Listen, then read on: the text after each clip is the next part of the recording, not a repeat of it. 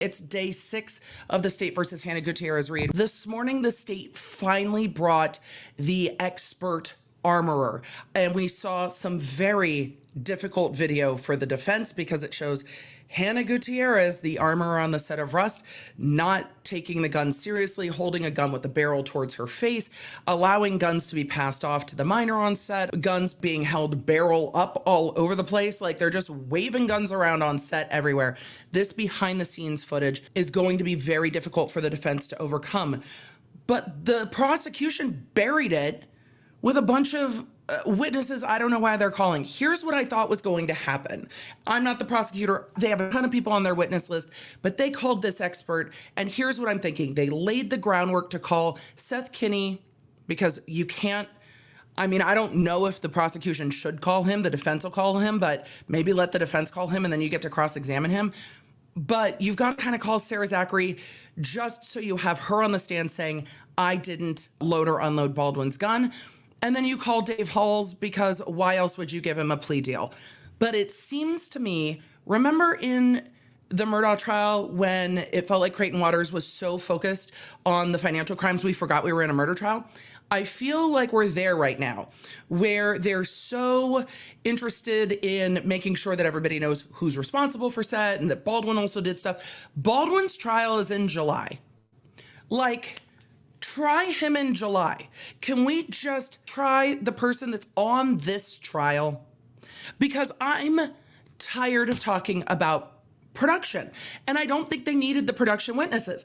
Let the defense call the production witnesses if they want to flame production. Go ahead. The prosecution doesn't need to stop it. But let's focus on who loaded the gun and how they were supposed to check the gun. And when you have a witness that strong and then bury it under what, the finance people who were doing line items of the movie? Come on. Either save this witness for last so the jurors go back to the jury room going, oh, fuck. Things on this set were not going well. Either leave it for last or leave it for last before your last few civilian witnesses. Tie it up, get out. I don't know why they are calling these financial witnesses from production. It doesn't make any sense to me at all. Maybe it will, but I doubt it. I have no optimism that it's going to make sense to us. So if all of you are sitting there going, why is this relevant?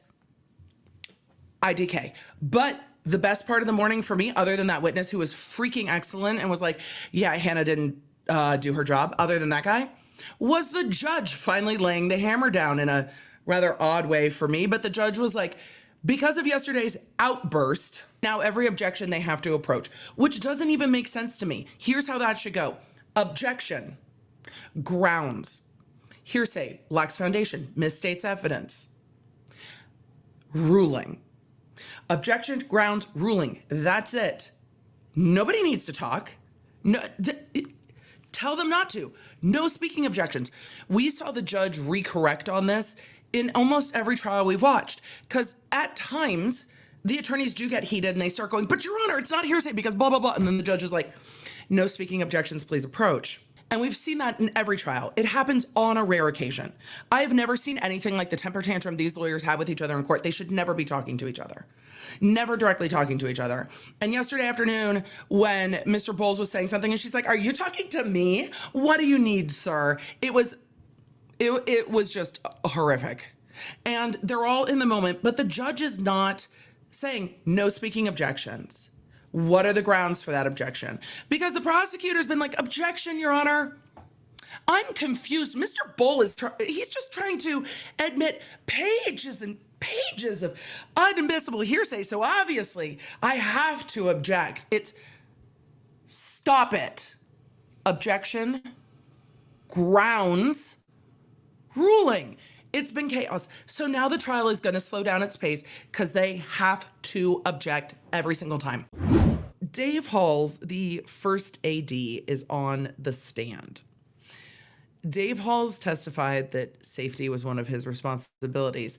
The prosecution never asked him about the safety briefs, never asked him about the misfires on set, never asked him about the popper that went off, did not really ask him much about what he was doing. What she focused in on was that he saw that the gun was empty sees Hannah loaded in the church, which none of the evidence bears out, says that Hannah is the one who handed the gun to Baldwin, and that Hannah didn't show him the entirety of what was in the cylinder, and he, quote unquote, let it go. He let the safety check go. And then immediately after the shooting, he went up to Helena. He asked if she was okay. She said that she could not feel her legs. He ran from the church. He says to make sure somebody's calling 911. He came back in and recovered. They opened it and checked it together, seemed to be his testimony, and that there were 5 dummy rounds and 1 round that was empty. Or one casing that had like a really silver end and looked very modern and different than the other rounds, which if each round had come out and he had seen it, then he would have known. The cross on this should be feisty. And if it's not, I will be feisty. The interesting witnesses this afternoon were Dave Halls, the first AD, and Sarah Zachary.